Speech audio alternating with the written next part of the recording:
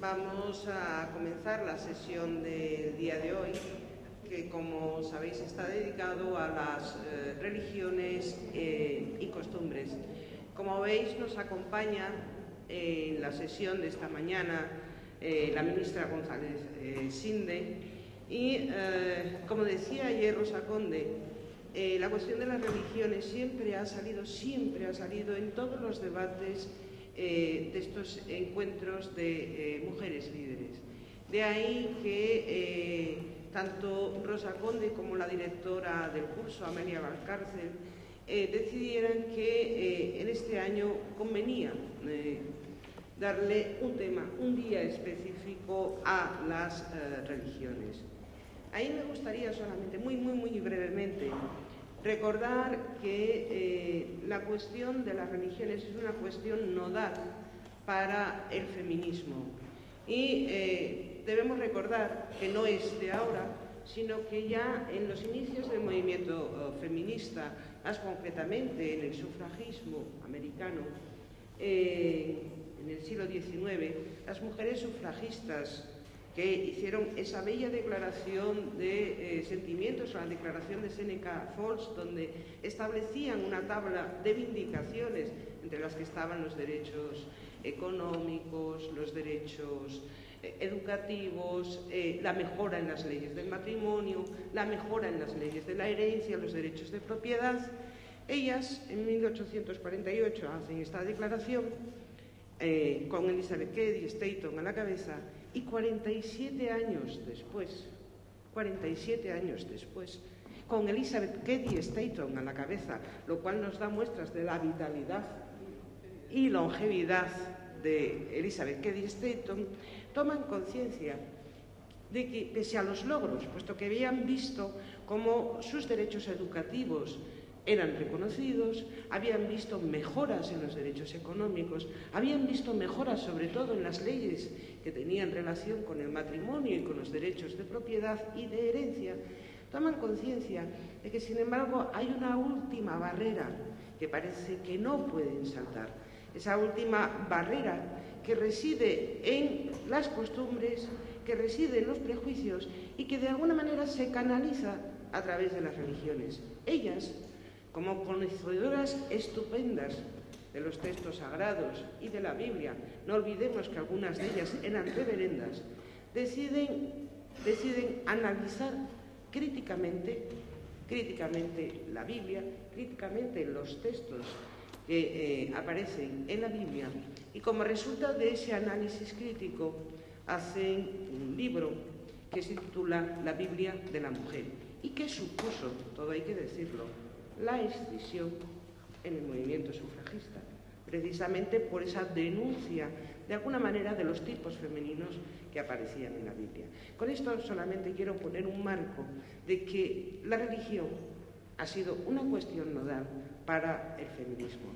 Yo creo que en la mesa de hoy hay tres personas que, si me lo permiten ellas, nos van a ofrecer tres miradas desde ángulos distintos sobre esta cuestión. Isabel Gómez Acebo, a mi modo de ver, es esa mirada desde dentro. Isabel Gómez Acebo es licenciada en Ciencias Políticas y licenciada en Teología por la Universidad de Comillas, donde impartió clases hasta su jubilación. Y digo esa mirada desde dentro como teóloga, un acercamiento, por lo tanto, a la religión desde la teología. Su libro más conocido y que realmente se tradujo a varias lenguas es Dios también es madre. En este momento preside y dirige la Fundación Sagrada Familia. En el caso de Amelia, creo que es esa mirada desde fuera, la mirada desde la filosofía. Y para todas vosotras, Amelia, pues la tenéis muy asociada a lo que es la teoría feminista, todos sus libros que tienen que ver con el análisis feminista de la realidad, pero realmente es una mujer también que para ella el análisis de las religiones es vital. No solamente tiene un libro con Victoria Camps, que es un diálogo entre las dos, que se titula Hablemos de Dios, el perdón, y en la revista de Pensamiento Ibérico que se va a presentar el próximo jueves, tiene un artículo sobre la influencia de las religiones en América Latina, que titula Religiones, sectas y ganancias morales. Por su parte, Mercedes creo que nos va a ofrecer esa mirada a las costumbres, lo que podríamos llamar también las religiones ancestrales, es decir, la mirada desde la cultura indígena. La hemos estado oyendo todos estos días precisamente hablar de las culturas indígenas.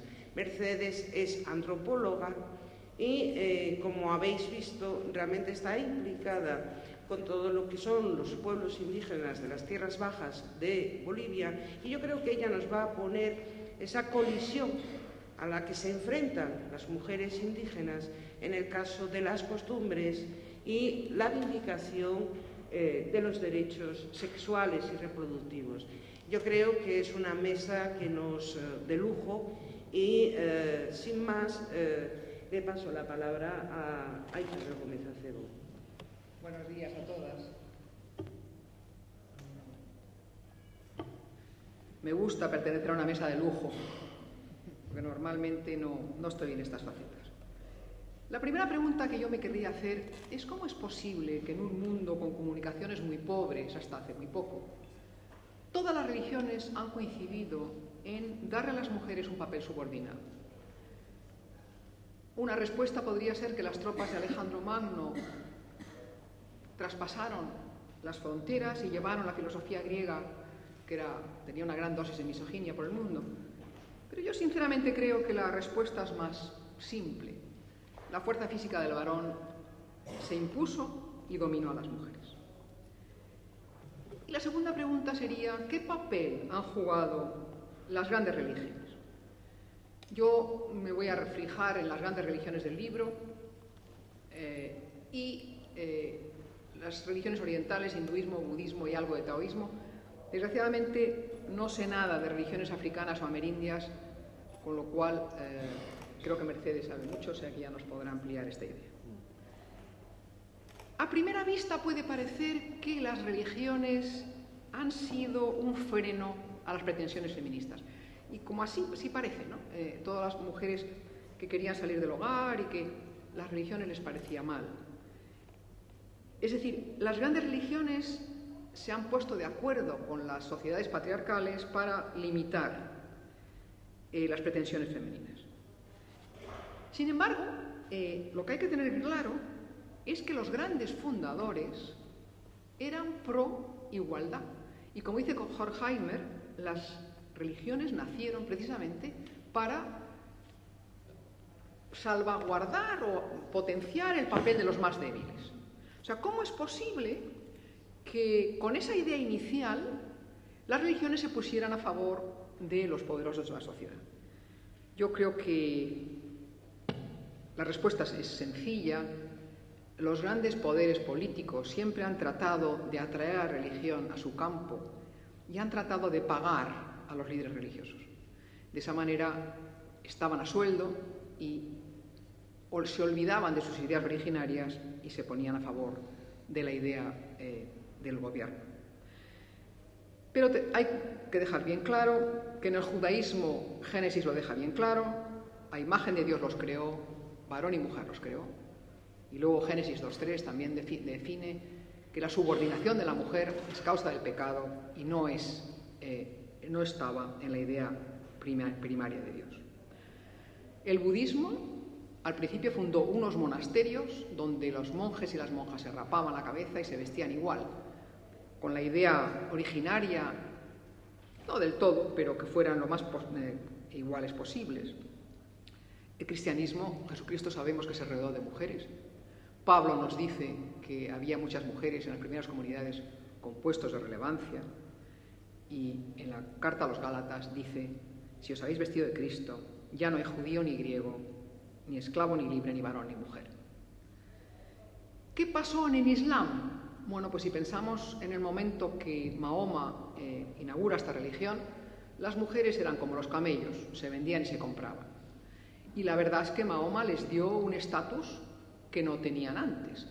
Sus mujeres tuvieron un gran protagonismo, permitió que las mujeres rezaran junto a los hombres y consideró que las mujeres tenían la misma posibilidad que salvarse de los hombres. Entonces, ¿qué pasó para este cambio? Esta gente que se puso a las órdenes del poder político, ¿qué hicieron?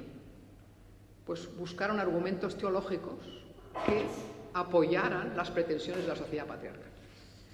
¿Y cuál fue el primer? Un pretendido orden natural. Es decir, los dioses habían creado un orden natural por el cual lo inferior tenía que estar supeditado a lo superior, indudablemente lo inferior a la mujer con respecto al varón. Un texto de los seguidores de Confucio, los 5 clásicos, lo tiene bien claro y dice: las mujeres son inferiores por naturaleza. O sea, de aquí parte la idea básica. Nuestra naturaleza es inferior que la del varón. El cristianismo tiene un decreto, el decreto de Graciano de 1140, que dice algo parecido. Las mujeres deberán quedar sujetas a sus varones, porque el orden natural para la humanidad es que las mujeres sirvan a los varones y los niños a sus padres, pues es justo que lo inferior sirva a lo superior. De nuevo la idea que somos inferiores. Pero es que Pío XI, en una encíclica que se llama Casti Connubii, publicada en 1930, que me regalaron cuando me casé, no la leí, pero dice Pío XI: el grado de sumisión de la mujer al marido puede ser diverso, pero tocar o destruir la misma estructura familiar y su ley fundamental, establecida y confirmada por Dios, no es lícito en tiempo alguno ni en ninguna parte. Es decir, lo tiene clarísimo. Es decir, hay un orden natural y la mujer tiene que dar su reinado. Calvino lo lleva aún más lejos, porque piensa que en el más allá también el orden es que la mujer quede supeditada al varón. No concibe que una sociedad celestial pueda no ser así. Para Lutero, el nacimiento fue igual de hombres y mujeres, pero la manzana famosa, que no era manzana, que era un higo seguramente, fue la culpable de que ya a partir de entonces las mujeres quedaran supeditadas a los varones. El hinduismo es peor, porque lo sustentan categorías morales. ¿Por qué las mujeres son inferiores a los varones? Porque en reencarnaciones anteriores fueron malas, fueron malvadas, y su castigo ha sido seguir reencarnándose en una mujer. Y en la medida de que esa reencarnación femenina lo hagan bien y se sometan a sus maridos, que luego veremos la labor que tiene el marido aquí, entonces podrán algún día reencarnarse en un varón y entonces ya desde ahí podrán ser iguales y ser capaces de ascender a los cielos. En el Corán hay unos preceptos en que se coloca automáticamente a los varones por encima de las mujeres. Hay uno que dice que los varones tienen que proteger a las mujeres y esa protección conlleva que las pueden pegar. O sea, la primera idea, somos inferiores por naturaleza. La segunda idea, el fin reproductor de las mujeres es lo más importante. O sea, nuestra naturaleza es que seamos madres. Madres para la descendencia de los varones. Tenemos en el judaísmo la frase típica que le dice la mujer del pueblo a Jesús: bendita la madre que te parió y los pechos que te amamantaron. Un texto del Talmud judío dice una cosa curiosísima, y es que las mujeres estarían pariendo todos los días en el paraíso. Indudablemente no se nos preguntó, porque no creo que ninguna de nosotras querríamos parir todos los días. No es una cosa, es una cosa bellísima, pero para todos los días no. Jesús se aparta, fijaros, y dice: bienaventuradas las que se adhieren a su credo y siguen su camino, pero se olvidó muy pronto. San Agustín, cuando se pregunta por qué creó Dios a las mujeres, lo tiene clarísimo. Ninguna ayuda podemos dar las mujeres a los varones, solo la procreación de los hijos. Una ayuda semejante a la tierra con la semilla.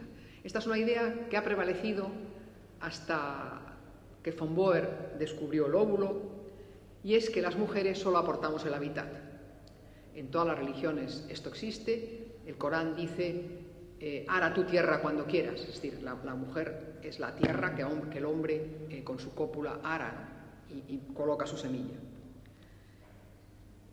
La Reforma protestante no se aparta de estos tratamientos. La mujer sirve para dar a luz, y Lutero llega a decir que si mueren no importa dando a luz, porque para eso han sido creadas. Y una sura coránica, como os decía antes, dice: utiliza tu tierra cuando quieras. En el hinduismo las mujeres que paren son alabadas. Antes de la occidentalización, la primera menstruación de las mujeres era una gran fiesta. Lo más interesante es el taoísmo. El taoísmo considera que Dios es la gran madre, de donde todo nace, a todo vuelve, con lo cual tiene una idea de la feminidad mucho más alta. La menstruación no es negatividad, sino que es potencia. Bueno, es quizá de las religiones que más peso específico le dan a la mujer. El siguiente paso fue la relación entre gestación y menstruación. Si las mujeres estamos hechas para gestar y de repente una vez al mes no gestamos y tenemos menstruación, esa menstruación es vista negativamente. Y entonces todas las religiones tienen el tabú de la menstruación, salvo como se decía antes el taoísmo. El judaísmo exigía que las mujeres se dieran un baño ritual tras la menstruación y mientras tanto tenían prohibido el acceso al templo, a la manipulación de alimentos, a las relaciones sexuales, ¿no? En algunas comunidades ortodoxas actuales, las mujeres menstruantes no pueden entrar en la sinagoga hasta que se celebren este baño ritual. El cristianismo siempre ha exigido una purificación de la mujer tras el parto. Yo me acuerdo de mi madre contando que en su pueblo había una ceremonia de purificación tras el parto, ¿no? Yo no lo he vivido eso. Y en el mundo ortodoxo cristiano es todavía más fuerte porque consideran que la mujer que ha dado a luz en pecado, porque en el fondo la relación sexual ha tenido siempre una connotación negativa. Entonces en un libro de oraciones que se llama el Eulogion, dice, la sierva que va a purificarse, dice: ten piedad de tu sierva y perdona sus pecados, purifícala de su impureza, límpiala de todas sus manchas. Estas costumbres están todavía vigentes en algunas aldeas rusas y etíopes. Lutero aprovecha la menstruación para decir que las mujeres tenemos un lugar muy amplio por donde salen nuestras impurezas, mientras que en los varones ese lugar es muy pequeño. El Corán advierte: si te preguntan por la menstruación, di que es una impureza. Y en el hinduismo la mujer era segregada también durante la menstruación, durante 5 días.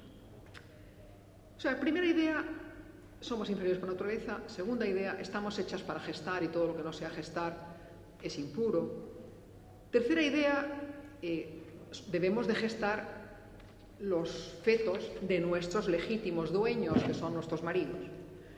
De aquí la necesidad de asegurarse que el fruto del vientre femenino es del esposo, y llevó a todas las religiones y a todas las civilizaciones a una serie de costumbres que nos confinaban. Si la religión además tiene un apartado ascético, todavía es peor, porque el varón asceta que quiere apartarse de sus instintos sexuales ve a la mujer como tentadora. Con lo cual, advierte a los varones que se aparten de nosotras. Buda tiene un extraño sueño en el que ve cuerpos muertos de mujeres y dice: estas son las mujeres, monstruosas, pero los varones, engañados por trajes y adornos, quedan prendados por el atractivo femenino. En otro lugar lleva a 500 monjes a un cementerio y les ve cuerpos de mujeres putrefactos. Merece la pena, monjes, sentir aprecio por estas mujeres. Es decir, en el fondo, les humilla sentir atractivo y estar prendado en las redes de los encantos femeninos. En los judaísmos es conocido los comentarios misóginos del eclesiástico. Más tarde el judaísmo tiene algunas frases como: el cuerpo de la mujer es fuerte de tentación, un varón no debe caminar detrás de una mujer, y de hecho en las sinagogas los varones se colocan delante para no verse, o las mujeres están en las ventanitas, o si se colocan detrás en sinagogas modernas, es detrás para que los varones no se sientan atraídos. En el cristianismo es conocida la misoginia de los primeros padres de la Iglesia y sus diatribas contra las mujeres. La idea es que las mujeres somos tentadoras por naturaleza y además el cristianismo, una rama del cristianismo ve que cuando comieron nuestros primeros padres vieron que estaban desnudos, es decir, sintieron un atractivo sexual, con lo cual el atractivo sexual es fruto del pecado y no estaba en la idea primaria de Dios. Digo que esto es una parte del cristianismo, gracias a Dios no todo. Esta visión despreciativa y esta visión limitativa ha ido acompañando de una serie de prescripciones que hacían que la mujer pasara desapercibida y se quedara en el hogar. Para Lutero la mujer es un clavo introducido en la pared. Es la frase, es tremendo, ¿no? El cristianismo hizo otra cosa, concibió el hogar como el templo de la mujer. La mujer reinaba, sobre todo en el protestantismo. Las mujeres éramos las reinas del hogar. Esta encíclica que os decía antes de Casti Connubii resume el lugar que la cristiandad tiene reservado para las mujeres y que estaba siendo cuestionado por las propias mujeres que querían salir del hogar. Y dice el Papa: la corrupción, que la emancipación femenina es la corrupción del carácter propio de la mujer y de su dignidad como madre, pues si la mujer desciende de la sede verdaderamente regia a la que el Evangelio le ha levantado dentro de los muros del hogar, caerá en la servidumbre. Es decir, no concibe que una mujer pueda trabajar fuera del hogar, porque si lo hace caerá en la servidumbre. Yo creo que el Papa no conoce los hogares de muchas mujeres en los que no solo son reinas, sino que son las cenicientas de la casa. Unido a esto es la obsesión por la castidad femenina. Los matrimonios se realizan en temprana edad y el espacio de las mujeres queda muy limitado a la casa. Incluso dentro de la casa se establecen gineceos, como los harenes, en los que no pueden entrar los varones que no sean de la familia. El Islam es la piedra de choque de estas ideas.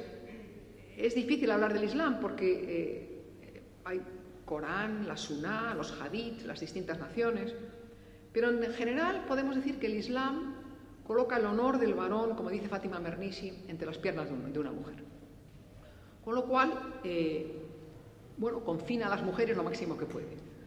El Corán solo las confina como castigo, pero de hecho en la mayoría de los países musulmanes hoy nos encontramos con que no se pueden vestir como quieren, tienen que ir tapadas, tienen que ir encerradas, etcétera, etcétera. Las mujeres de Mahoma, cuando hablaban detrás de una cortina con los hombres. Esto ha dado pie a todas las veladuras que son originarias de Bizancio, pero que adoptó el mundo mahometano, y a partir de entonces las mujeres están veladas. Indudablemente el Corán da derecho a la mujer al trabajo, pero con antifaz, con velo, es muy difícil trabajar. Y de hecho en la Arabia Saudita las mujeres no pueden conducir y se están rebelando por ello, porque claro, en climas con 50 grados no puedes ir andando y te tiene que conducir un miembro de tu familia. Si tu miembro de tu familia también trabaja, es difícil ponerse de acuerdo, ¿no? ¿Qué dificultad tiene para cambiar estas cosas? Pues una visión que tiene Mahoma en el infierno, que es semejante a la de Dante en el paraíso, que dice que en el infierno estaban las que descubrieron su cara y su cabeza a otros que no eran sus maridos, o las que se vistieron para varones que no eran de su familia. Es decir, los castigos que estas mujeres están recibiendo en el infierno tratan de paliar lo que hicieron en vida. Es decir, los castigos son les destrozan la cara, porque fueron malas personas en vida. Las religiosas católicas han llevado velo toda su vida, las laicas, yo he llevado velo hasta hace muy poco. Cuando me casé me velaron, que si lo sé lo que eso significaba no me dejo. El varón tenía la cabeza libre y a mí me la cubrían, porque desde aquel momento la voz de la familia era la de mi marido. Gracias a Dios él tampoco sabía de qué iba y no ha habido problemas. Es decir, rara la religión que no ha puesto trabas a la cabeza de la mujer y trabas a la boca de la mujer. Es decir, han ido unidas. Fijaros, en español se dice se soltó el pelo. Se soltó el pelo quiere decir que sexualmente tuvo una vida y que también dijo más de la cuenta, ¿no? Es muy curioso porque en el cristianismo tenemos esos textos de Pablo: las mujeres cállense en las asambleas, no les está permitido tomar la palabra.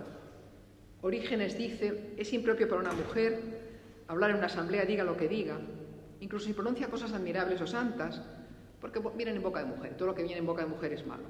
Pero fijaros qué ejemplo más de costumbre práctica, más tremendo. En España hay un libro de un señor que se llama Ignacio Larrañaga, que va por la 32 edición, que se llama El silencio de María. María es la Virgen de Nazaret. Yo me pregunto de dónde viene este silencio. María pronuncia en el Nuevo Testamento un texto que es posiblemente uno de los más revolucionarios, que es el Magnificat.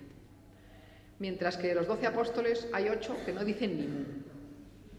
A nadie se le ocurre decir el silencio de Andrés, y no dijo ni mu. ¿Por qué el silencio de María? ¿Por qué las mujeres tienen que estar silentes? Sófocles decía que la mayor virtud de las mujeres era el silencio. Y no nos olvidemos que el cristianismo, cuando se expande por el Imperio Romano, utiliza la filosofía griega como vehículo, y entonces adopta todas las claves de la filosofía griega. O sea que un buen ejemplo de esto que digo es un texto chino de una mujer que se llama Pan Chao, que da instrucción a las mujeres de cómo deben de ser. Y dice el texto: cuando andes no tuerzas la cabeza, cuando hables no abres la boca, cuando andes no muevas tus faldas, cuando estés contenta no irrumpas en carcajadas, cuando enfadada no levantes la voz. Es decir, trata esa parte desapercibida. Esto lo dice una mujer.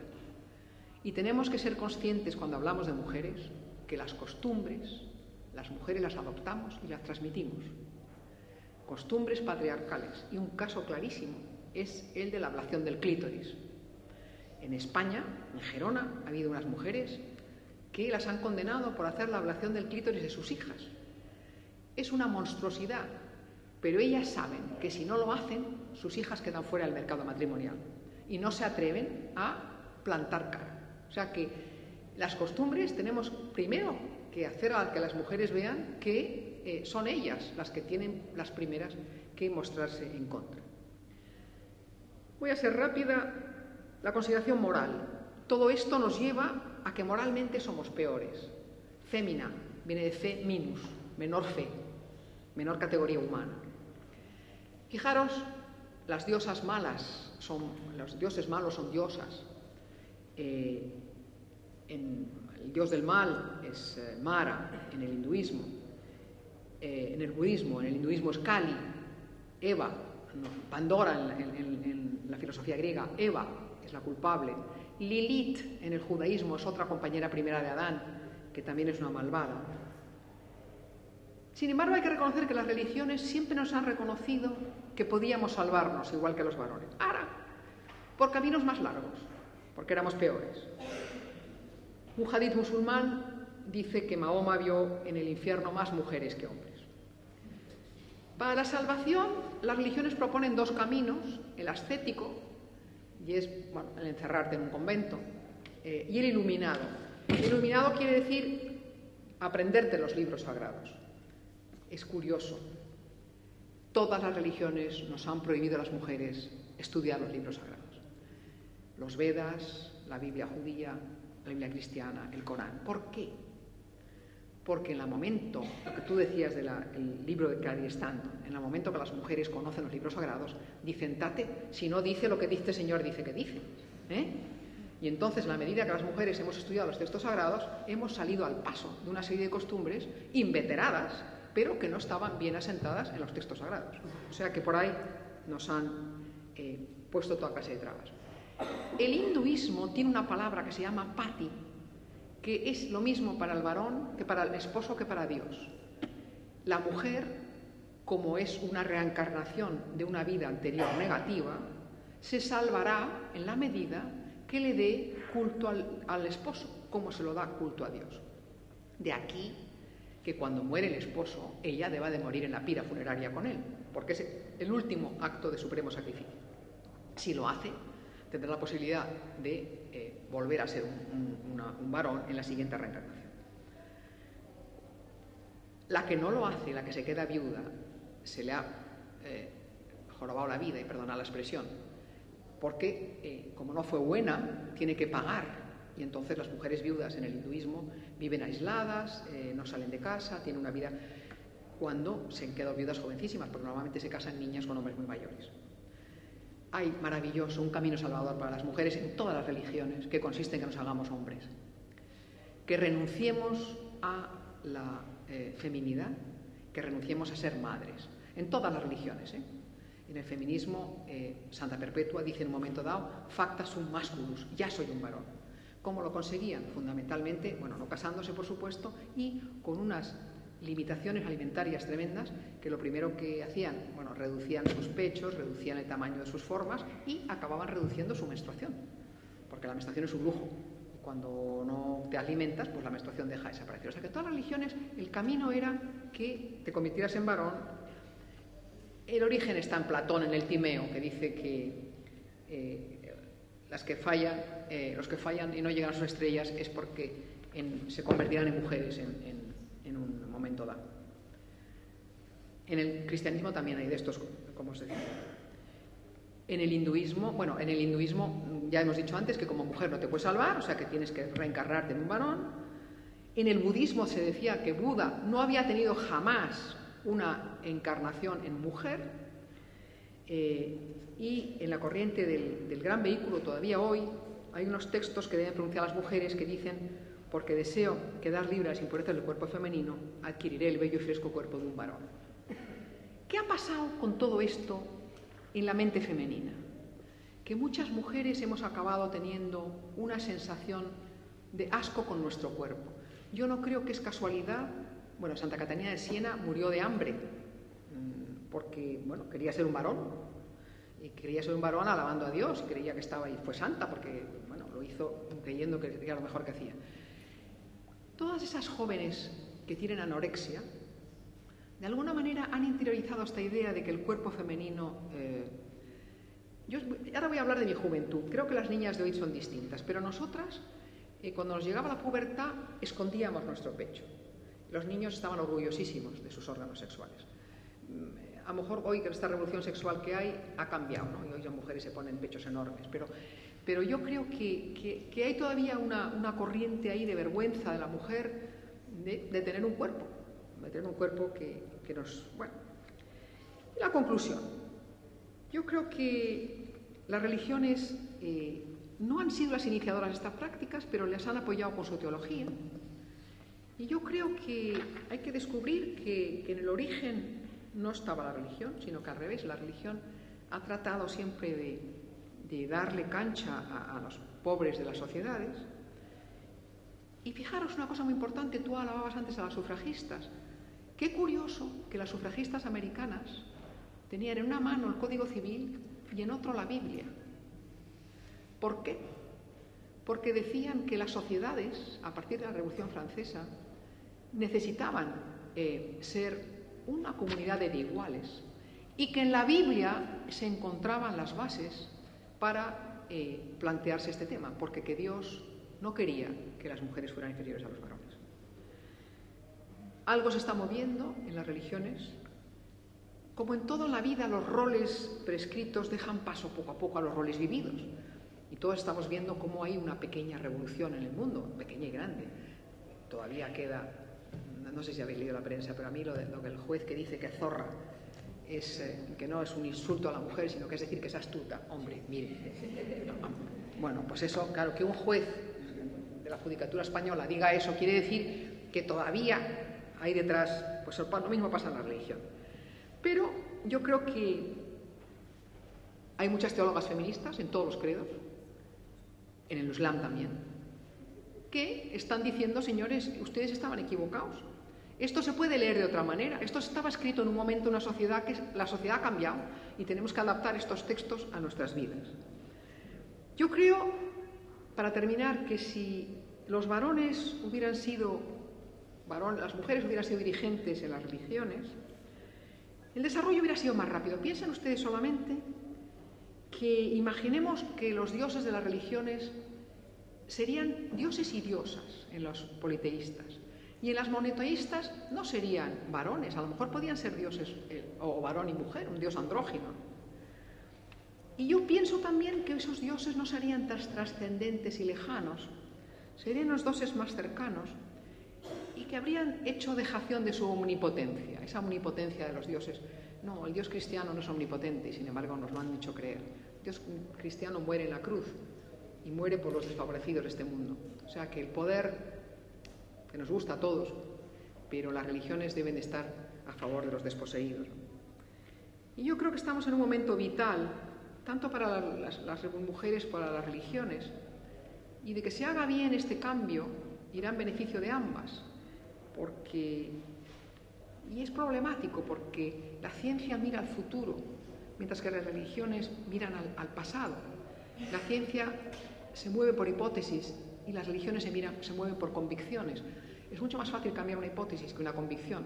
Con lo cual, yo, que soy una modesta teóloga feminista cristiana, intento que mi religión cambie, porque creo que esto irá a favor de la propia religión y a favor de las mujeres que se sentirán arropadas, queridas y apoyadas por esta religión en la que conviven, ¿no? Yo creo que, como decía Horkheimer, las religiones nacieron en beneficio de los pobres de la tierra, y los que estamos en el valor, los que creemos en el valor de la religión, creemos que en ellas hay líneas de igualdad y fraternidad que tenemos que propugnar. Y muchas gracias.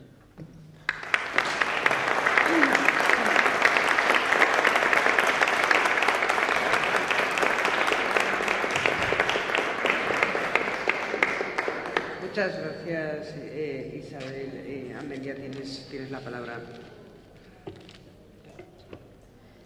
Gracias, buenos días. Mi punto de vista, en efecto, será en muchos trazos bastante similar al que la doctora Gómez Acebo ha empleado y en otros bastante divergente.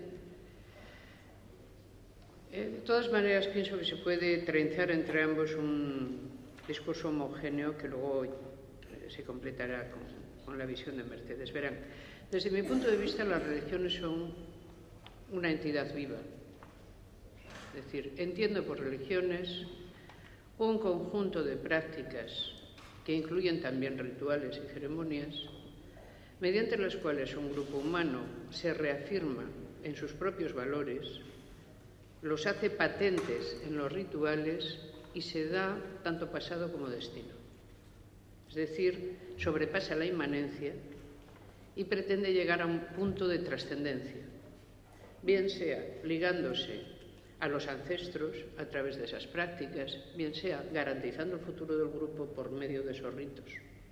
Es decir, las religiones son esencialmente útiles al grupo. Un grupo humano que no sea capaz de tener una vivencia religiosa no ha existido jamás. Todos los grupos humanos que hemos encontrado tienen un tipo de vivencias religiosas. De ahí que uno de los argumentos a favor de la existencia de Dios haya sido del pasado el consensus gentium. Entonces, ¿por qué existe Dios? Dice, pues si las 5 vías no nos llegan y el argumento ontológico nos deja realmente al pairo, siempre podemos decir que es bastante, al menos un fenómeno bastante curioso, que no exista grupo humano que no tenga dioses. Luego, si todos los grupos humanos tienen dioses, ese consensus gentium de toda la humanidad entera implica la existencia de los dioses. Lo que pasa es que unos los han conocido más y otros más lejanamente o más oscuramente. Ese es el argumento de Epicuro.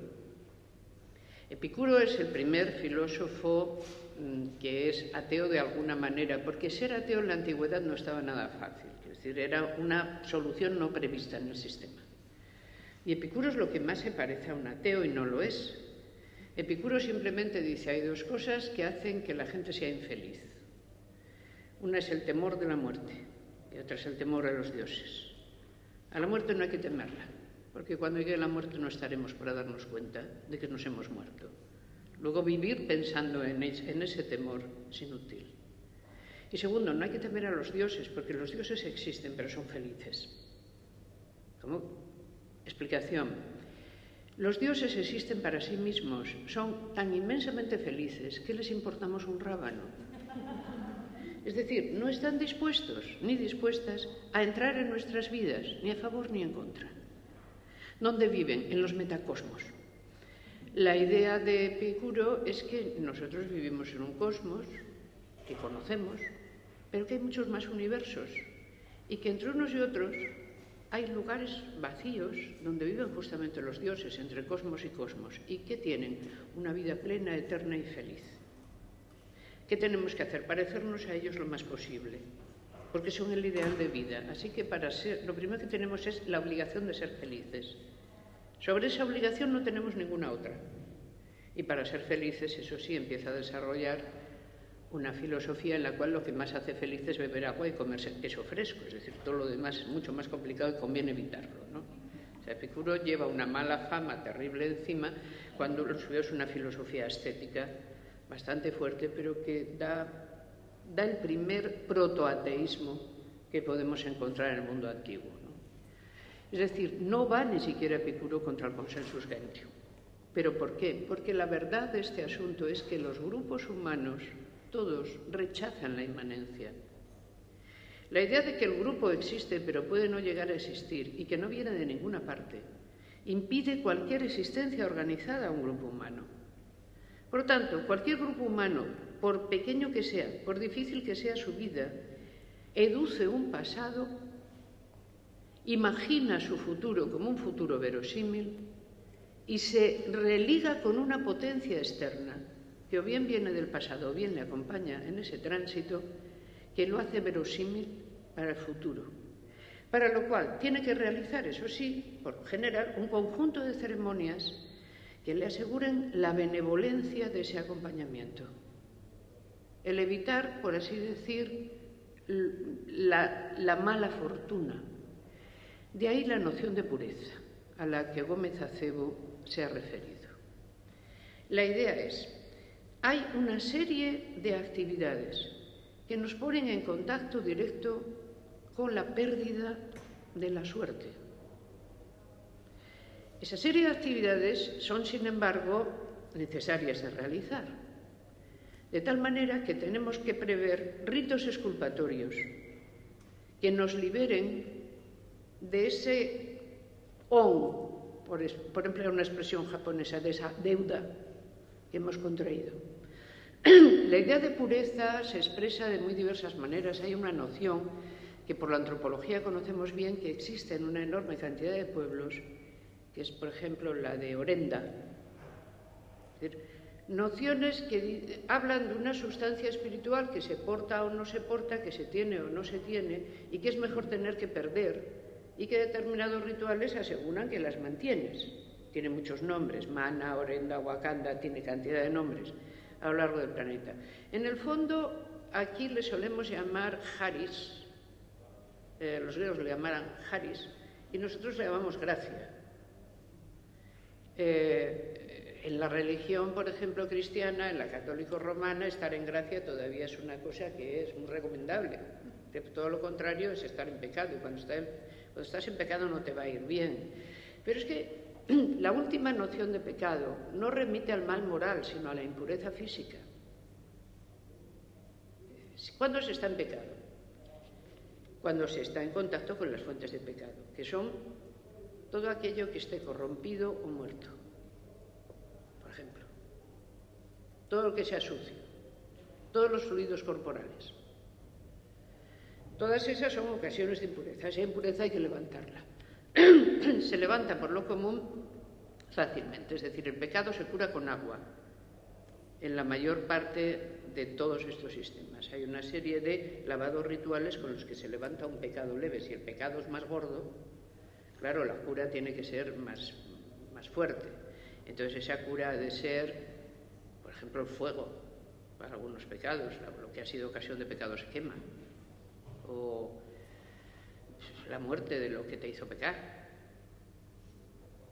hasta la institucionalización en algunas formas religiosas, pero ya muy evolucionadas, de la idea de penitencia. Es decir, el pecado se cura con una penitencia, y aún mejor el caso de la penitencia previa. Antes de que el pecado exista, tú haces la penitencia y ya está. Porque el pecado atrae a la mala fortuna. Entonces la penitencia la evita. Tienes que evitar la mala fortuna como sea, tienes que levantar esa situación. Las religiones aseguran entonces nada menos que la pervivencia en un momento que cualquier otra hipótesis no existe. Aseguran la pervivencia del grupo. Las religiones fueron, tengo que pasar aquí a hacer una consideración histórica en la que intento ser breve y la voy a hacer lo más clara posible. El primer tiempo, la primera época histórica que se enfrenta a las religiones como fenómeno, realmente se separa suficientemente de ellas y las juzga, es la Ilustración. Me refiero ahora a la Ilustración europea en el siglo XVIII, no a la Ilustración griega en el siglo V, que también lo hizo. Pero la Ilustración Europea en el 18 pone a la religión enfrente de sí. Les voy a poner como paradigma, por ejemplo, a Voltaire. Y simplemente considera, por ejemplo, el conjunto de ritos, prácticas y textos que las avalan y declara que son un conjunto ridículo de tradiciones ridículas heredadas, de las que para deshacerse lo mejor es poner sus afirmaciones unas al lado de otras, es decir, se ejerce el comparativismo, se ve qué sandeces dicen unas, qué sandeces dicen otras, y se llega a la buena conclusión de que todas son bastante sandias y que sería buena cosa de deshacerse de todo ello. Con una salvedad, porque en el siglo XVIII ser ateo tampoco estaba de moda. Ser ateo, pero en la intimidad, como el catalán aquí, que es un chiste demasiado interno para que entren en él. Desde el ateísmo se lleva en la intimidad.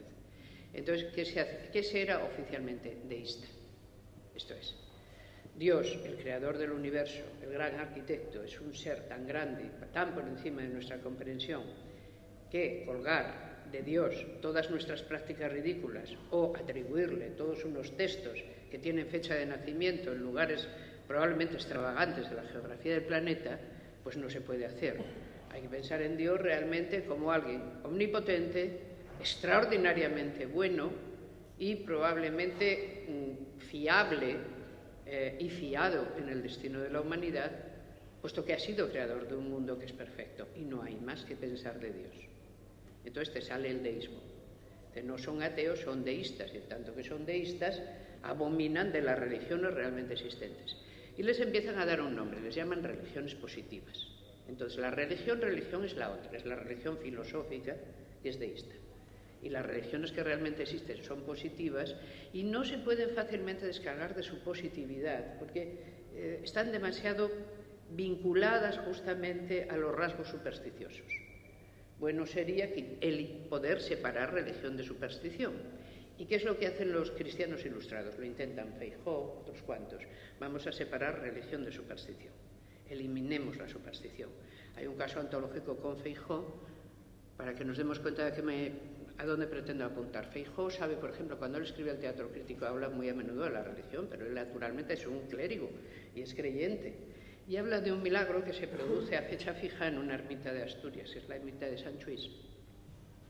El milagro es que se acude a la misa y en el momento de la misa, cuando empiezan a caer flores que se transmutan de no se sabe dónde y a caer sobre los circunstantes, los que están asistiendo a la misa. Y la misa de Sant Lluís es un milagro anual. Entonces, ¿qué hace Feijóo?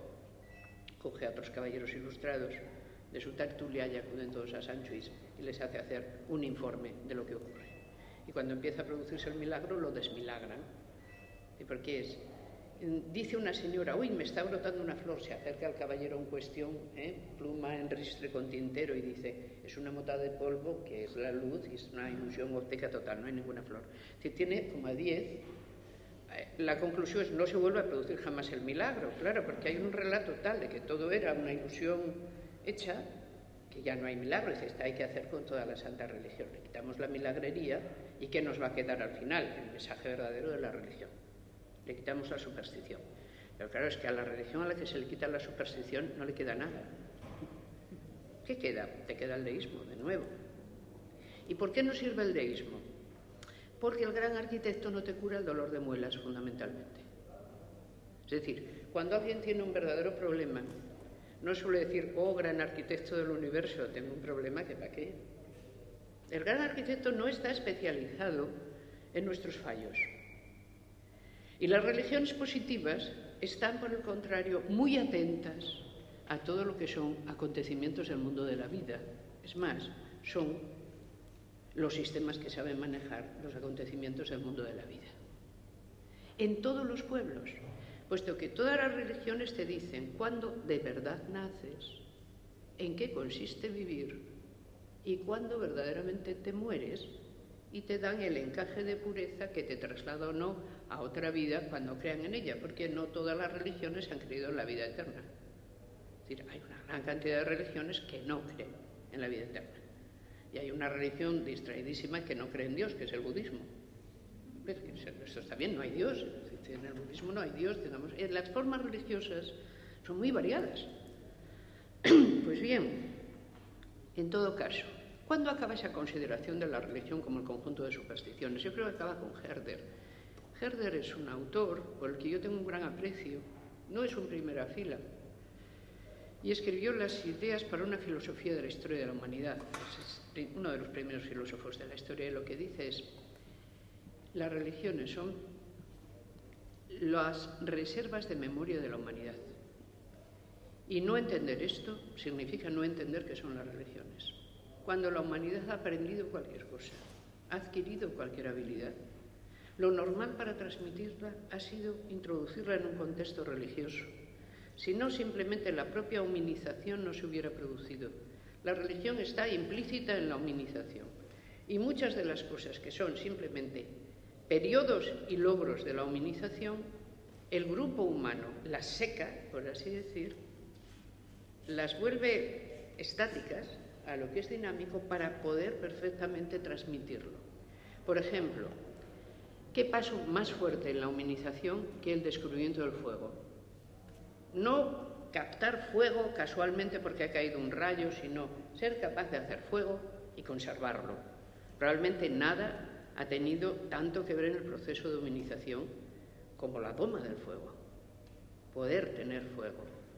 En todas las religiones el fuego es absolutamente central. Dios es el sol, es calor, es el fuego mismo. Las posturas de la oración y las posturas ante la hoguera son las mismas, que esto tiene su gracia. La presencia ante lo sacro, mira qué cosa tan curiosa. Es decir, que está todo ahí comprometido, y lo que Herder nos dice es: pensemos que estas enormes memorias de la humanidad, que son las religiones, las tenemos que analizar no como un conjunto de supersticiones, porque entonces no las entendemos en lo que verdaderamente son, sino como lo que son memorias. Y hay que ver qué se quiso memorizar y lo que costó memorizarlo. Por ejemplo, ¿cuánto costó memorizar el fuego? Pues vean lo que es la vida de las vestales. Están obligadas a mantener el fuego encendido. Si se les apaga el fuego, entonces se las condena enterrándolas vivas. Y previamente asisten a su propio funeral. Tenemos una cosa aquí que es lo más valioso que tenemos y, por lo tanto, cuidadito con ello. ¿Qué hacemos? Está absolutamente sacralizado. Ninguna sociedad, vamos a ver, carece de religión, y ninguna religión suele llevar la contraria a su sociedad, porque viven en la misma cosa, son la misma Sichtbarkeit. En realidad no son separables. ¿Cuándo las sociedades y sus religiones empiezan a ser separables? En los grandes monoteísmos.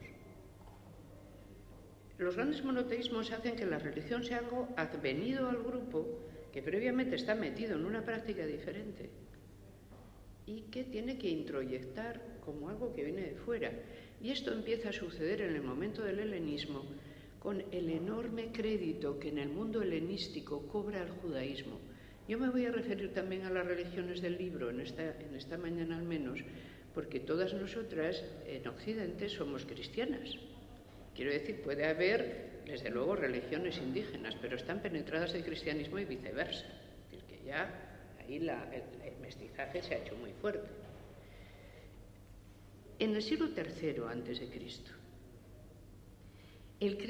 es de explicar un fenómeno que es el crédito que ha adquirido el judaísmo en todo el mundo helenístico, en el Mediterráneo oriental, como un monoteísmo que se parece al monoteísmo filosófico que se ha planteado en las filosofías posplatónicas y posaristotélicas. La idea es, claro que el monoteísmo es verdadero y, por cierto, Dios se lo ha revelado a un pueblo en especial, que es aquel que le adora en el Templo de Jerusalén. Eso nos explica por qué la primera versión de la Biblia al griego, la Biblia de los 70, la Biblia de los 70 no solo nos prueba que había una comunidad judía, la de Alejandría, que ya no se manejaba bien con el hebreo porque traduce sus textos al griego, sino que esa comunidad quiere ser influyente en la comunidad mucho más amplia que habla griego y les traduce los textos sacros para que los conozcan. Solo esa previa buena fortuna del judaísmo en el mundo griego nos explica el posterior triunfo del cristianismo, que es una herejía del judaísmo. El cristianismo lo que hace, y se ve en la predicación de Pablo, es utilizar toda la red de sinagogas de todo el Mediterráneo para ir dando la buena nueva de que es que el Mesías ha nacido, que ya se han cumplido los tiempos. Pero todas aquellas gentes que están, por el contrario, en sus religiones étnicas, en sus dioses que tienen, los dioses son una gente que vive en un sitio. En todas las religiones, los dioses no son una gente que está en el cielo, vaya. Sabemos a dónde hay que ir, sabemos a dónde hay que llevar la ofrenda, sabemos en qué altar hay que depositar las cosas. Y en el catolicismo, que no ha dejado el aspecto pagano jamás, lo sabemos mejor. Es decir, los lugares santos siguen siendo los lugares santos, están santificados, pero no se han cambiado ni de sitio. Y en América, el cristianismo y las religiones precolombinas llegan a una gloriosa síntesis donde se ofrece el mismo tributo a los mismos dioses también en el mismo lugar. Pero aquí lo hemos hecho antes. Yo qué sé, todos los lugares dedicados a Apolo, pues todos no, pero unos cuantos están dedicados a una tal Santa Polonia, que no sabemos muy bien cómo es, pero que para el dolor de muelas, ya he mencionado, es buenísima. Todos los sitios que eran, excepto Venus, que tenía muy mala traza y no había manera de reincorporarla al panteón, todo lo demás se reincorporó, se cristianizó, porque la gente no quería renunciar a sus lugares santos, que son sus lugares de seguridad. Solo en la Reforma protestante se da una verdadera iconoclastia cristiana, que acabemos con la superstición que está presente, como que reliquias, como todo esto se tira, y luego más dicen los cuadros, pues también, y las imágenes se descabezan, y aquí hay que tener una religión pura. Pero la religión pura es un suceso advenido muy tardíamente. La religión es lo otro, es lo que hay, ¿no? Y no contradice a su sociedad, porque en una sociedad que está establecida de este modo, distinguir a la sociedad y la religión es casi imposible. Es que son la misma cosa. ¿Qué sucede, sin embargo? Tengo que ir también deprisa porque así podremos hablar. Las religiones, pienso, son seres vivos. Al igual que los pueblos, nacen, crecen, se desarrollan y mueren. Las religiones nacen, crecen, se desarrollan y mueren. Lo sabemos porque conocemos a muchas religiones muertas. Muchos cultos que ya no lo son, muchas religiones han muerto. Entonces podemos ver cómo han hecho para morirse. La mayor parte de los pueblos no han logrado transfundir a sus dioses a otros cuando ellos mismos han desaparecido de la tierra. ¿Y cuál es la mayor amenaza en los textos? Que es tan hermosa y tan dura. Te haré desaparecer. Dicho al pueblo, tu memoria no existirá. ¿Y cuál es la bendición? Pervivirás para siempre y te multiplicaré sobre la faz de la tierra. Ese miedo elemental a no ser nada, a no haber dejado nada, a ser entregado a tus enemigos. Eso que se lee, por ejemplo, en el Código de Hammurabi, cuando el dios Amás le explica al rey cómo va a ir aquello si realmente no se cumplen las normas. Porque ¿qué son las religiones? Lo que más son las garantes de las normas del grupo. Para que las normas sean recordadas, son sagradas. De tal manera que violar una norma sea mucho más grave y que incluso haya garantes del incumplimiento, es decir, de observar el incumplimiento de una norma que nadie ve que ha sido incumplida. ¿Cuál es la novedad? Las religiones universalistas. El judaísmo, cuando empieza realmente esta gran expansión por el Mediterráneo oriental, empieza a querer ser una religión inclusiva, pero no solo permiten dos cosas. Primero, sus normas de pureza, y dos, la forma de ingreso en la religión, que es un poco ruda. Claro, es que hay que circuncidarse. ¿Cuál es el primer problema que tienen los cristianos cuando quieren hacer proselitismo? Que la Iglesia de Jerusalén dice, primero, esto no es para los paganos, esto es una revelación para los judíos. Bueno, pero es que hay unos paganos muy buenos que son de esto, que se lo creen todo. Dice, bueno, pues entonces que se circunciden. Hombre, no les vamos a decir que se circunciden, sí. San Pedro en eso era persona que lo tenía muy claro.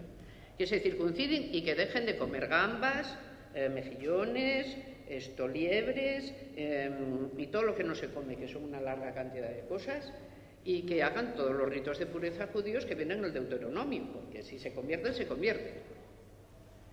Pero San Pablo tenía otra idea, era doctor en la ley, estaba más viajado Y además esto es precioso verlo en las encíclicas que son realmente paulinas, que no son todas. Las de Pablo, las de la misma mano, son solo algunas. Que es como dice, entonces Pablo empieza a mandar limosnas a la iglesia de Jerusalén, porque claro, los hermanos de Jerusalén, que les vaya bien, que están pasando tribulaciones, y ya cuando los tiene bien limosnaos, va él mismo y les explica la cosa, que es que verdaderamente, que claro, a los paganos no se les puede ir con aquello, y que ellos son verdaderos creyentes. Entonces, San Pedro tiene un sueño providencial, que es que le baja un gran lienzo con todos los alimentos impuros desde el cielo mientras está sesteando, y una voz le dice, Pedro, coge el cuchillo, mata y come. Y Pedro dice, no puedo, todo es impuro. Dice, ya nada es impuro para ti. Y entonces Pedro rápidamente aplica la cosa y dice, tiene razón aquí el hermano Pablo, que nos ha mandado esas limosnas tan buenas, que realmente los paganos no tienen necesidad de cumplir estas cosas. Y que entonces, ¿qué les debe servir solo? El bautismo del agua. Es decir, la entrada en la religión se facilita y el rito que levanta el pecado pequeño se vuelve el rito de entrada en la religión, una purificación por el agua. Es el bautismo. Esta religión se ha facilitado y entonces se ha podido universalizar. En 2 siglos el cristianismo se extiende por todo el mundo mediterráneo, la cuenca, digamos, de globalización mediterránea. Y se extiende en un periodo de tiempo brevísimo para el mundo antiguo. Y alcanza realmente el pleroma, ¿no? Y más tarde ese mundo cristiano es el que se traslada a América. América es el único continente mestizo de toda la Tierra, pero todos los demás no lo son. Pero América sí lo es un continente cristiano, enteramente. Donde incluso las religiones previas están mezcladas con la religión cristiana. ¿Qué es la religión, aparte de esto? Pues es el sexto poder. Bueno, a decir verdad, Huntington dice que es el tercero. Y yo a Huntington le tengo mucho a aquel y creo casi todo lo que dice, porque lo tiene bien pensado. Y lo que pasa es que Huntington se refiere exclusivamente a la Iglesia romana, cuando dice que es el tercer poder mundial. Es sorprendente, pero lo dice. La religión no es para nada un poder desdeñable, ni siquiera en la sociedad actual. Pero ¿qué pasa? Que ya no organiza al grupo humano. Eso es evidente. Pero sí se sigue presentando a sí misma como garante de las normas, de la sacralidad de las normas. Es decir, la religión ya no pretende tener, como lo pretendió hasta el siglo XVIII y XIX, la explicación del mundo físico en los textos sacros. Ya no te dice seriamente que el mundo existe en 7 días. Hombre, algún fundamentalista lo hace, pero no, ni esas cosas. Pretende ser la explicación del mundo moral. Pretende tener, digamos, el tesoro de la verdad moral y a partir de ahí esa es su dignitas, esa es su dignidad y por eso debe ser atendida. Y eso viene especialmente mal en su trato con las mujeres, porque la religión, justamente por su origen social estricto, es el lugar en que todas las normas restrictivas sobre el sexo femenino, que vienen en efecto de un indudable patriarcado presente en todo el proceso de la humanización, te son trasladadas como mandatos divinos directamente. Por lo tanto, no se pueden calcular como obsesiones particulares o raras las obsesiones que tiene la religión con el cuerpo de las mujeres. Es que la religión ha estado especializada en las mujeres desde el inicio. Sin contar con que en la tradición de las religiones del libro las mujeres son el sexo impuro, por supuesto, porque están constantemente en contacto con lo que es impuro, con los excrementos, tienen que lavar y limpiar a las criaturas, a los enfermos, amortajar. En algunos casos tienen que matar, si bien la función de matar, por lo común, siendo una función ínfima, es una función ínfima en algunas religiones. En el hinduismo la casta que mata es la casta más baja, y por el contrario, lo que sorprendía a los conversos romanos al judaísmo, que alguno había cuando iban al templo de Jerusalén, es que en vez de ser el templo del Dios único era un matadero en pleno funcionamiento. Es decir, que lo de matar, esto ha tenido muchas modulaciones, ¿no? Pero las mujeres están a un paso de la muerte siempre. Es decir, no son gente que se pueda defender a sí misma, son gente débil, son gente impura, transmiten la impureza, están en contacto con lo que es impuro, no pueden además evitar ese contacto, porque están hechas para esa ayuda. Por lo tanto, no son seres de primera clase. Ya no lo son simplemente la idea de la fortaleza física, que Gómez Acebo ha dicho, me parece que sigue siendo la verdadera explicación, que cuando se la dices a la gente, como siempre dice que no, pues claro que sí. Lo que pasa es que ese tipo de verdades normalmente se convierten en verdades trasladadas. Y claro, la verdad trasladada es tu impureza, ya no tu debilidad física. Es decir, porque tiene que aparecer como una verdad moral, como una verdad de otro orden, del orden justamente de la trascendencia. En la inmanencia es evidente que es que eres más débil, pero en la trascendencia eso no es una buena explicación.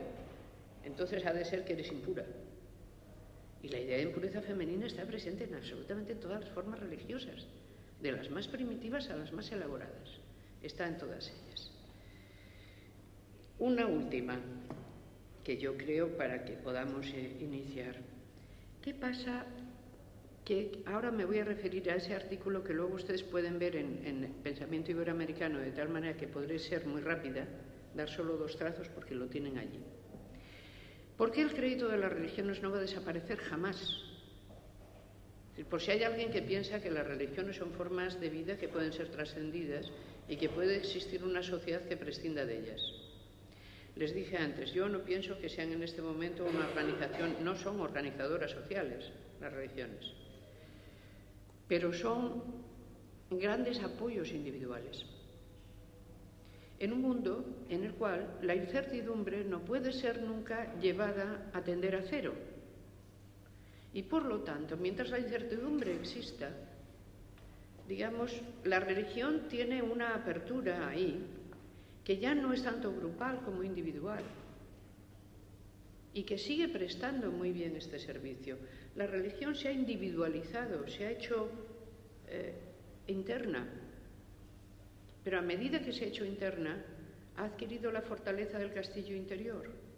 Y si realmente no se hace socialmente malvada, si no exige hacer cosas malas a nadie, ¿con qué buena razón podrías decirle a alguien que renuncie a sus creencias porque a ti no te parecen especialmente sensatas? No existe esa buena razón. Las personas pueden ser todas religiosas que quieran.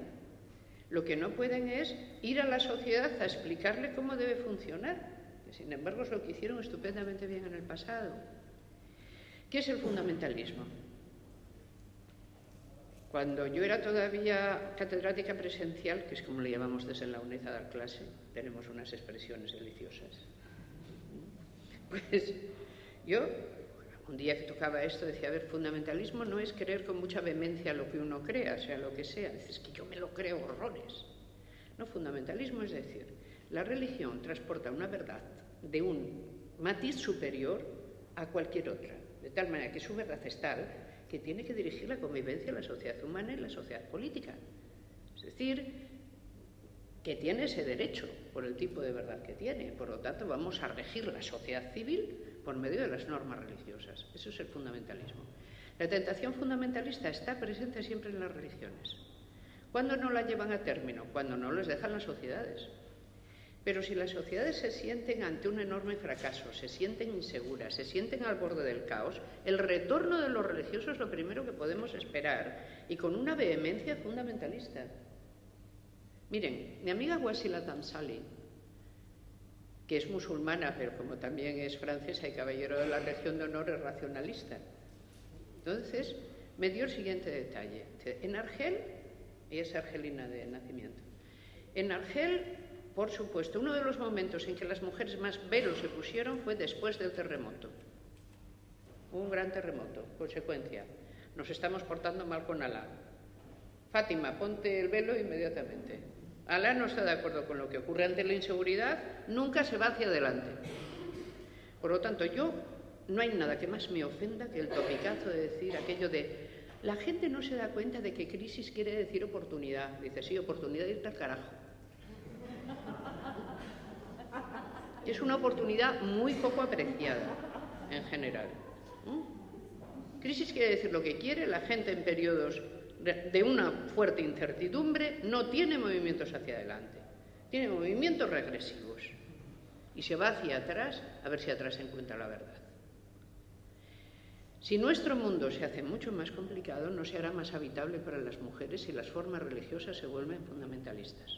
Por lo tanto, con independencia de cuáles sean nuestras creencias religiosas, o que les tengamos más o menos aprecio, yo opino que tiene que existir una alianza entre el feminismo y una religión entendida desde el punto de vista feminista como religión individual que no pretende llevar ancestralidades especiales a la esfera de lo público.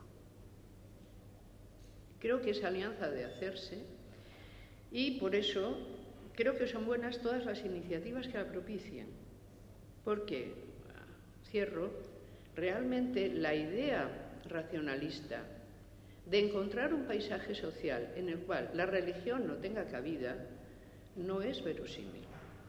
La religión lo que tiene que ser es privada, y privada no quiere decir clandestina. Es decir, la presencia de la religión en la calle simplemente está sujeta a orden y medida, porque la religión no por privada es clandestina, simplemente es que la religión ella misma y los demás le ponen el coto de que no es la suprema norma para regir la convivencia civil, sino que es un conjunto privado de creencias, probablemente respetable siempre que no interrumpa la realidad alcanzada entre todos, que es la de la libertad compartida.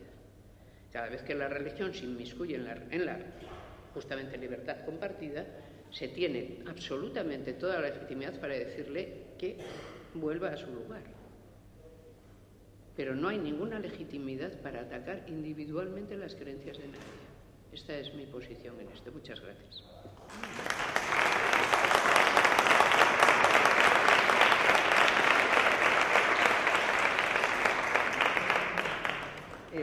Mercedes, tienes tu tiempo para hacer comentarios. Bueno, empezaré diciendo que realmente es un honor para mí tener la oportunidad de comentar a la doctora Gómez Acebo y a la doctora Valcárcel. Realmente yo soy una antropóloga que trabaja hace 25 años con pueblos indígenas, pero no ha sido tanto el foco de mi trabajo las religiones. Sin embargo, como ellas han dicho con mucha claridad, las religiones permean la vida cotidiana de todos los pueblos. Entonces, cuando uno entra a estudiar relaciones económicas, relaciones de la organización política y otros aspectos de la vida de los pueblos, pues se encuentra con nociones, con prácticas que se pueden llamar del ámbito de la religión. Entonces se torna inevitable indagar, si es que uno quiere realmente comprender la vida de esos pueblos con los que está trabajando, indagar en los sistemas que se pueden llamar religiosos. Bueno, yo digo que se pueden llamar, o que se denomina del ámbito de lo religioso, porque en la antropología, y en esto no voy a entrar, solamente voy a manifestar que existen debates, ¿no? Y la antropología realmente nace con esa incógnita, con ese debate, si los pueblos indígenas tienen realmente sistemas religiosos, cabalmente por por el hecho, como decía la doctora Valcárcel, que se relaciona a estas formas de expresión, ¿no? Y nociones con las supersticiones en un principio, ¿no? Se decía, bueno, los pueblos indígenas tienen religiones positivas, en realidad, pero ya eso ha cambiado y el debate, sin embargo, continúa, ¿no? No voy a entrar en ello, pero sí, yo estoy convencida de que las religiones son un conjunto de nociones, representaciones, valores que se expresan en prácticas y rituales, y eso es visible, se puede observar y se expresa en lo que los antropólogos denominamos las cosmovisiones de los diferentes pueblos. Y son muy diversas y muy específicas a cada uno de ellos, y son dinámicas y han venido cambiando en los procesos de contacto entre pueblos indígenas, ¿no? Y con los pueblos que denominamos o culturas no indígenas. Entonces, esa es algo que me parece que es importante especificar. El segundo aspecto, nosotros en Bolivia hicimos un estudio, un grupo de mujeres en realidad, de diferentes disciplinas, tratando de comprender los sistemas normativos de los pueblos indígenas del oriente boliviano y también de la zona andina, aymaras y quechua. Trabajamos con 7 pueblos para ver en un análisis comparativo cómo las normas, ¿no?, las prescripciones y las prácticas de estos pueblos se relacionaban con la vida de las mujeres. O sea, es decir, cómo las mujeres en estos pueblos ejercían o no sus derechos y qué concepciones de derechos tenían ellos.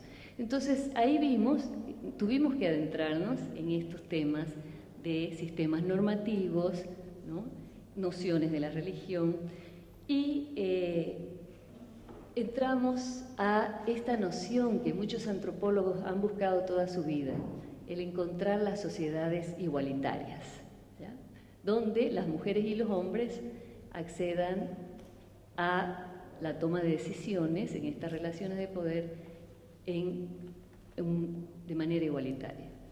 Entonces, ahí, bueno, entrándonos en esto, vimos, ¿no?, cuáles eran las prescripciones, los mandatos de comportamiento que se daban a las mujeres, y vimos cómo esto estaba altamente relacionado con sus cosmovisiones. Como decía la doctora Isabel, por ejemplo, desde el mito de origen, en la mayoría de estos 7 pueblos con los que trabajamos, las mujeres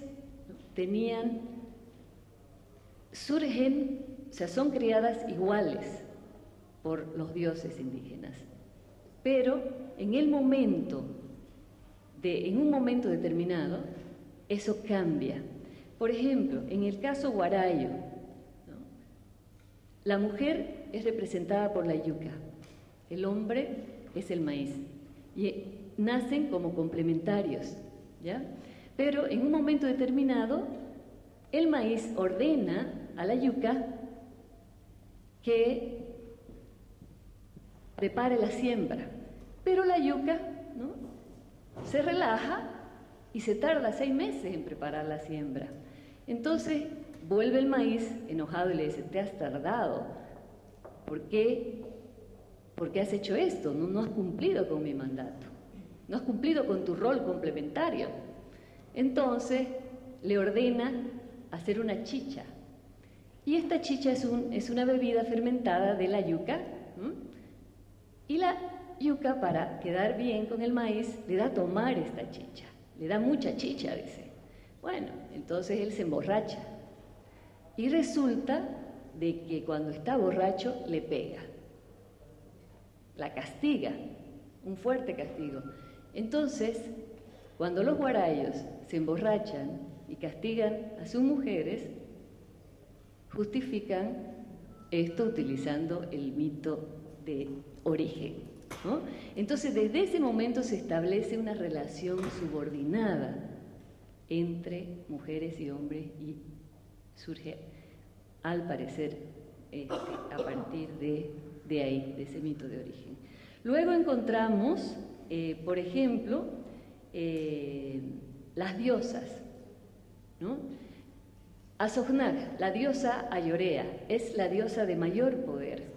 Ella contiene en sí misma el bien y el mal, pero, sin embargo, era la diosa perversa. A Azognac había que hacerle un ritual porque ella también está relacionada al cambio de estaciones, rige el cambio de estaciones. A Azognac no había que despertarla de manera brusca, no había que cumplir los rituales que ella ordenaba para todos, hombres y mujeres, porque el castigo llegaba hasta la muerte. Entonces, Azognac era la diosa perversa y fue, durante el proceso misional, en este sincretismo, representada como el diablo. Ese ritual es totalmente prohibido. Y durante el ritual de Asogná, las mujeres eran aisladas totalmente. Solamente los hombres, que eran los cazadores, miren ustedes la complejidad del mito, los cazadores eran quienes realizan todo el ritual que está relacionado sobre todo con la guerra, la sangre y el coraje. Luego, por ejemplo, la menstruación. ¿Qué encontramos respecto a la menstruación? La impureza. La menstruación está permanente en todos los pueblos relacionados con la impureza. Las mujeres menstruadas durante la menstruación no pueden ir al Chaco porque se seca la producción, ¿no? Las mujeres son aisladas en algunos casos y, por ejemplo, en el caso Huarayo, son aisladas las chicas durante 30 días y a ellas se les enseña, las abuelas, les enseñan todos los comportamientos que tienen que tener, pero muy centradas sobre todo en el habla y las expresiones corporales. Las mujeres tienen que tener una forma de dirigirse, y todo también con relación al marido, ¿ya? Tienen que dirigirse a los hombres de una manera muy especial, su forma corporal, ¿no? Ellas tienen que ser muy delicadas, aprenden a cocinar, pero además también aprenden cuáles son las restricciones y los tabúes alimenticios para la época del parto, del embarazo y posteriormente, ¿no? Y también cuando están criando a los hijos. Bueno, luego también sobre el tema del embarazo y el parto, ¿no? También existe una serie de ritualidades relacionadas sobre todo con las impurezas de la sangre en este periodo, ¿no? Y se conocen también las prescripciones para las mujeres embarazadas en relación a comer cierto tipo de alimentos, ¿no? Al consumo de alimentos, a comportamientos específicos, y luego del embarazo, posteriormente al embarazo también es muy diversa las ritualidades y las prácticas que se establecen. En el caso Ayoreode, yo quisiera citárselos este caso muy especial porque hay muchos antropólogos que estudiaron los Ayoreodes, especialmente entrevistando a varones, ¿no? La definieron como una sociedad de cazadores-colectores igualitaria. O sea, había la noción de que los Ayoreodes se encajaban en este grupo de igualitarios del mundo, de sociedades nómadas, porque se relaciona, ¿no?, el nomadismo y estas prácticas de caza a las sociedades igualitarias. Pero resulta de que cuando nosotras entramos a hacer este estudio, nos encontramos que las mujeres, nos centramos sobre todo en entrevistar mujeres. Ese era un foco que teníamos, ¿no? Porque queríamos conocer la memoria de estas mujeres que nunca habían sido entrevistadas, fueron invisibilizadas por los antropólogos varones. Entonces, estas mujeres comenzaron a darnos una serie de relatos y narraciones que, bueno, cuestionaban esta idea de una sociedad igualitaria, porque todas estas prescripciones tan duras en relación con ella, pero sobre todo por el hecho de que en el momento en que ellas se casaban, o sea, se escogían a sus maridos, después de un periodo de amplia libertad sexual, ellas pasaban a tener una vida absolutamente restringida a la relación con el esposo. Por ejemplo, no podían dirigirse mirando de frente al esposo ni a sus hermanos. Y para hablar con su suegra tenían que tener intermediarios que dirigiesen o ¿no?, solicitasen cosas como... Entonces las relaciones sociales internas en la familia, después de un periodo de amplia libertad, se restringían, pero entonces ellos no vieron esto, los antropólogos estos, ¿no?, que definieron estas sociedades como igualitarias. Entonces nosotras dijimos, no, ¿será que estamos equivocadas? ¿Será que estamos interpretando mal los datos? Y volvimos y ampliamos el periodo de investigación etnográfico por 4 meses más para entrevistar a informantes claves que pudieran realmente validar estas nuevas informaciones que teníamos, porque contradecían incluso algunas 2 antropólogas amigas nuestras que habían trabajado con ellas. Y bueno, entonces un aspecto muy interesante era que la noción de vida y muerte de los ayoreos es también una noción muy compleja. Entonces, por ejemplo, a ellas, a pesar de todas estas restricciones, se presentaba una situación que nos pareció, no supimos cómo establecer la relación. Ellas, el momento del parto, que no tienen unas parteras especiales, cualquier anciana puede ayudarlas, cavan un pozo. Y en este pozo, las mujeres que no desean tener un niño, que no desean darle vida a ese niño, pasarle el alma, lo entierran vivo, lo tapan. Entonces preguntamos, ¿cómo es que se produce eso? ¿Por qué se produce eso? ¿Cuál es la explicación? Entonces ellas decían, nosotros hacemos eso por obligación, porque debemos garantizar al marido, el primer niño se tiene que morir, porque no, debido a ese periodo previo de libertad sexual, no garantiza al hombre que es su hijo, no garantiza la herencia de la sangre y la supervivencia del clan que es patrilineal, ¿no? Entonces, pero sin embargo, posteriormente, si ellas no quieren tener esos niños, los tapaban, porque esto cambió completamente hace 50 años, cuando entraron los misioneros evangélicos y con mucha rigurosidad dijeron, la muerte es un pecado y está relacionado al diablo y a la maldad de Azognar. Entonces, si ustedes siguen haciendo eso de los entierros vivos, Azognar las va a castigar en esta imagen del diablo, sincrética, ¿no? Entonces, ya los ayoreos ahora dicen, Azognar es un pajarito, porque ella está representada como un pajarito, es un tipo de búho caprimulgion. Y Azognar es un pajarito y ya no creemos en eso y ya no enterramos, pero han encontrado otras formas de seguir ejerciendo esto, su derecho lo llamamos ahora derecho, a no aceptar tener ciertos niños que no quieren criar, ¿no? Bueno, y el caso de Ayoreo es un caso muy especial porque a las mujeres huérfanas, si los capitanes ordenaban, se las enterraba viva también, porque no había un cazador que pueda sostenerlas. Entonces, bueno, y por ahí va el tema, ya termino con esto de la parte etnográfica y de las sociedades igualitarias, que en muchos casos no son tan igualitarias, depende también de quién ha sido el que ha proporcionado el dato. Ya. Entonces, por último, yo quería decir que en este estudio sobre derecho vimos realmente cómo las religiones, o las que yo no voy a utilizar jamás el término de supersticiones, las religiones, porque son sistemas, estas cosmovisiones, son entidades vivas, explican el mundo y garantizan las normas.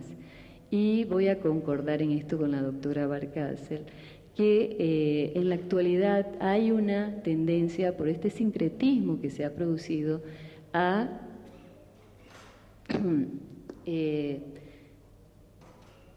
individualizar, ¿cómo se puede decir?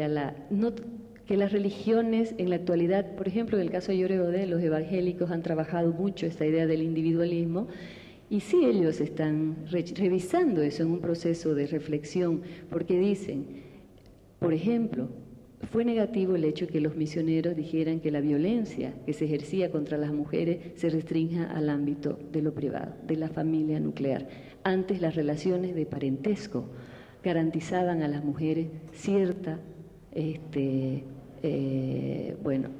cobertura contra la violencia que se ejercía contra ellas, porque ya había violencia contra las mujeres en la época, en la vida del monte, ¿no? En la época antes de la conquista, del contacto. Entonces, si ellos están, cuando buscan memoria histórica, cuando buscan afirmarse como pueblo, se refieren mucho al tema de las ancestralidades y buscan en esas cosmovisiones algo en lo cual asirse para proyectarse hacia el futuro, ¿no? Y eso es algo que las feministas y las mujeres indígenas también quizás deban fuertemente debatir, ¿no?